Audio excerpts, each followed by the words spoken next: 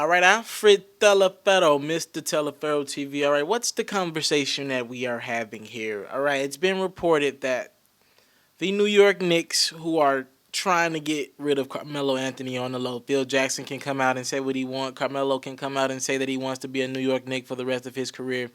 Here's the reality of the situation. Very strong sources have told me, and they're being reported by major outlets like ESPN, that the New York Knicks have offered Carmelo Anthony for Kevin Love, and I believe a couple picks are involved, but pretty much a straight up trade.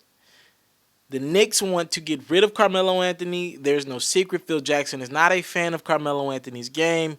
He believes he's a ball stopper. He believes he's just, at this point, a guy that can put butts in seats from a ticket standpoint. The Cavs have declined this offer. They don't want no parts of it. If it's involving Kevin Love, they believe they have a good thing going with Kevin Love this season.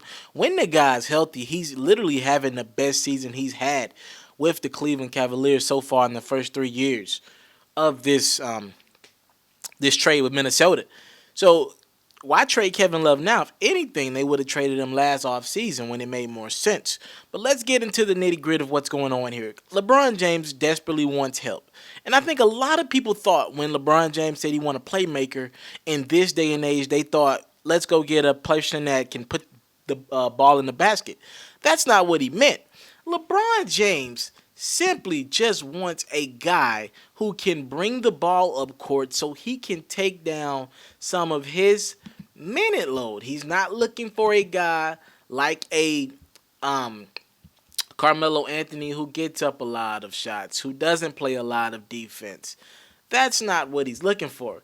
He's looking for a guy who can literally bring the ball up court, handle some of the responsibilities that he's having to hold, even with the second unit. I mean, it is definitely ridiculous how much LeBron is still being asked to do at this point in his career, and he's complaining. I mean, you've seen him come out and say, look, the other day he said, look, we got to get a fucking ball handler. It is the reality of the situation. LeBron James, in his 14th year in the league, is averaging 37 and a half minutes a game. That's number one in the NBA. Who has more minutes than him? Kyle Lowry, a guy that's younger than LeBron. Zach LaVine, Andrew Wiggins, Jimmy Butler, James Harden, John Wall, Anthony Davis, Karl-Anthony Towns, Harrison Barnes.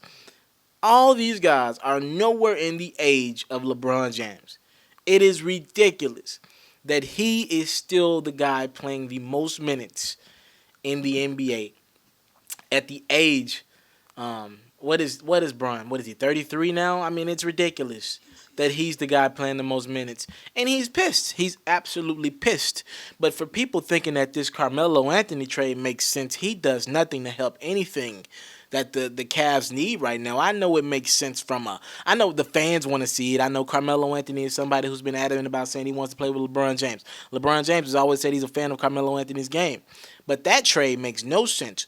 What the Cavs need to go out and get is look into the market and see if there's anybody, maybe even a guy that was kind of on the verge of retiring, anybody that's out there, and there's not a lot out there right now, who would take that veterans minimum and who will sign with this team.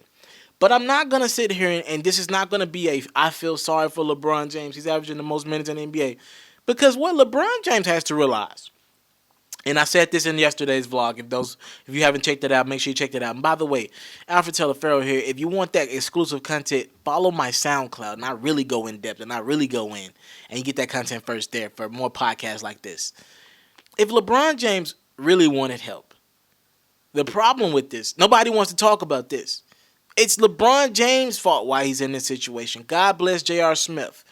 J.R. Smith's dealing with the loss of his well, I'm sorry, not the loss, excuse me. His child is like a pound. Him and his wife made the announcement that the child was a pound, and they're dealing with, of course, trying to get the baby's weight up and everything like that, dealing with an infant. I mean, it's a lot right now. The baby was born, I believe, like 4 months premature, and he's dealing with that. He's also injured right now, so he's kind of away from the team, in and out with the team.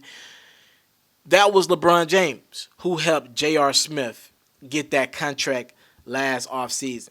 That's all on LeBron James. He can't blame anybody for that. Remember, J.R. Smith was a free agent, and the Cavs and J.R. Smith were kind of at a standstill on negotiating, and LeBron stepped in and he was like, "Look, man, I'm tired of this. Let's get this deal done." And LeBron James was able to get J.R. Smith, who also has the same agent as LeBron James. LeBron James' friend, obviously, growing up. He was able to get J.R. Smith $12.8 million. That's all on LeBron James. He wanted J.R. Smith. If you had not got J.R. Smith back, you could have easily. You picked up Kyle Korver. If you would have picked up Kyle Korver anyway, you could have got Kyle Korver, had him starting at 2. You would have had a healthy guy who doesn't get as injured as much as J.R. Smith. And you could have had that extra $12.8 million left over to get some bench players to kind of fill the roles of a Matthew Dellavedova, who got $40 million from the Milwaukee Bucks this offseason, $10 million this season, or Timothy Mozgov, who was a big man. You guys need a big man as well, who got a max deal with the Los Angeles Lakers, even though I wouldn't have paid Mozgov the max money. But that is the reality of the situation. You lost 2 components, 2 guys that were able to step in, especially Matthew Dellavedova, a guy who was able to bring the ball up court, who was able to set up the play, run the offense for Tyronn Lue, who was able to get things going for LeBron James and give LeBron James a breather, who was able to let LeBron James play off ball, even let Kyrie Irving play off ball. You got J.R. Smith, that $12.8 million, that's gone.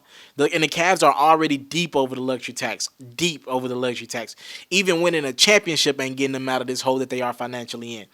You got the summer before that, the same situation like J.R. Smith. Tristan Thompson was a free agent to Cavs, and Tristan Thompson had reached a stalemate. LeBron James said, "Look, we need to get this deal done." He's trying to get in the training camp.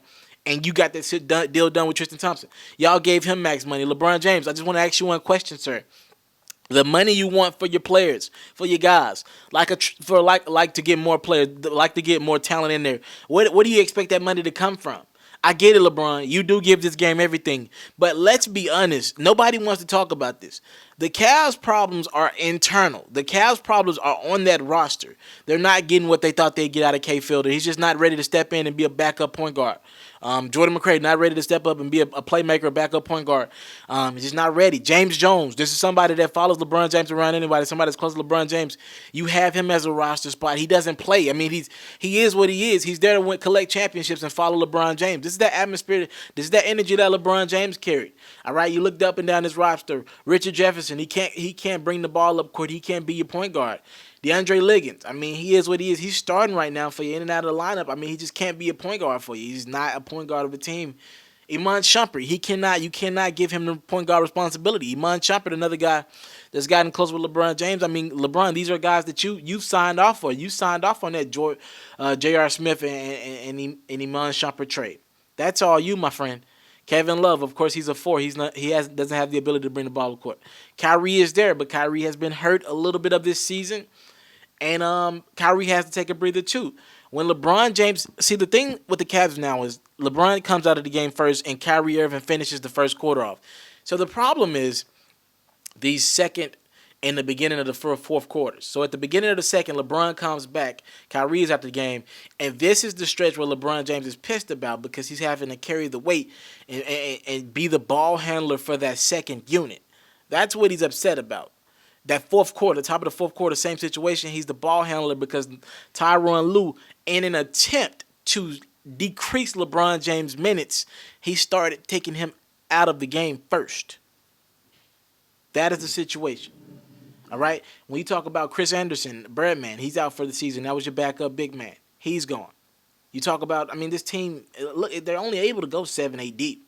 If you really look at this roster, they're really not deep at all, even with the addition of a Kyle Korver. I mean, it's not a deep unit. It is literally not a deep unit. And you talk about Carmelo Anthony, man. You bring in a guy who, throughout his career, we've seen he has not committed to defense. Look at his team now. His leadership skills are questionable.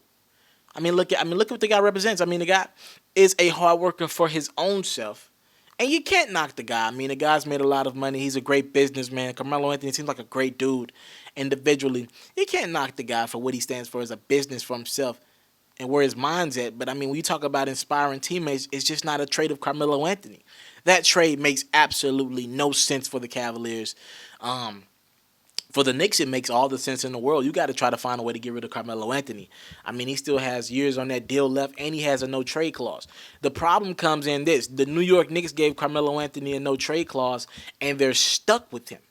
He's not going to go to any team that he doesn't want to, like, look, he's married to Lala. And by the way, Lala is killing it in that New Edition movie, isn't she?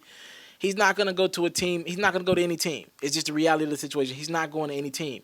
So when you look at the market value, when you look at the places that Carmelo Anthony can go to, it's got to be a Los Angeles. It's got to be a Chicago. It's got to be somewhere. If he's going to go to Cleveland, it's got to be because LeBron James is committed there, or Miami. He's just not going anywhere because Carmelo Anthony, he played for Denver 5-6 seasons. He ain't going anywhere. He ain't going anywhere. So that's the reality of the situation. I believe more of a Blake Griffin for Carmelo Anthony makes more sense in that situation for both teams. The Knicks can get a playmaker. I believe Carmelo and Chris Paul will work together better than Melo on this Cavs team. So that's the reality of the situation, guys. I mean, that trade is not happening. I don't see Carmelo getting traded before the deadline. I think the Knicks are stuck beyond the deadline. And then you look around, man, the Cavs, it's not a lot out there. I was going through the NBA free agent list for what's available right now, and there's just not a lot out there. And you would think everybody would want to play with LeBron James, but a lot of players are not willing to take the money that they would have to take by playing right now in this market. Everybody's getting paid, and people are just not taking that veterans minimum. So it's the reality of the situation. Again, here we are. Alfred Telefarrell, Mr. Telefarrell TV. Thank y'all for the time, love, and support. Maybe go get a Jerry Jack, or maybe go get, I don't know, Norris Cole. Thank you for the time, love, and support. Salute. I'm out.